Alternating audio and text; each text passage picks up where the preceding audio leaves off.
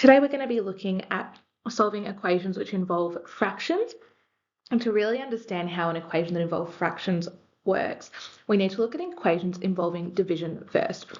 Because in algebra, we write division as a fraction. Okay, now fractions are going to look really daunting when you first come across them in algebra. But if you just think of them as division, it makes it a bit easier. So if we were to look at these two equations here, if I wanted to get 5n by itself in this case, I'm going to multiply both sides by 2. Right, so we'd follow those steps that we normally do, and I get 5n is equal to 4, and then we follow through on our usual step of dividing by 5 because that's what's out the front of the n, leaving our answer as an improper fraction. Now for this second one, once again, it looks a bit daunting, but it's not too bad. It's going to feel weird because you're actually going to multiply by that 12x first, and that's going to actually isolate that x to the right-hand side. So if we were to do that, I'm going to multiply by 12x on both sides, and that's going to leave me with 144 is equal to 72x. So it doesn't matter which side you isolate the x on, as long as it is isolated at the end.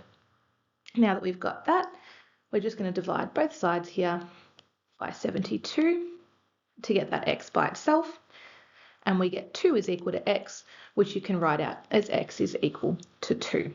Okay, now we're going to look at how that looks in fractions.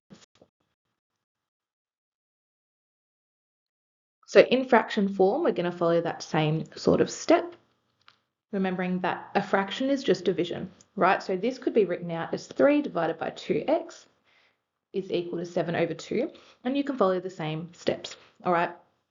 What we would do is we would multiply both sides by 2x, or 2x over 1 in this case.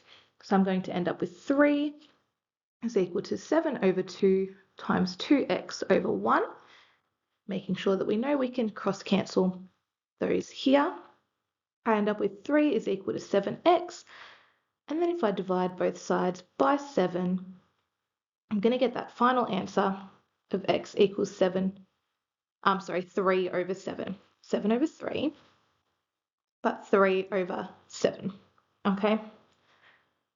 Now for this one here, this is the same as saying 5 all multiplied 2x plus 1 divided by 3 is equal to 30.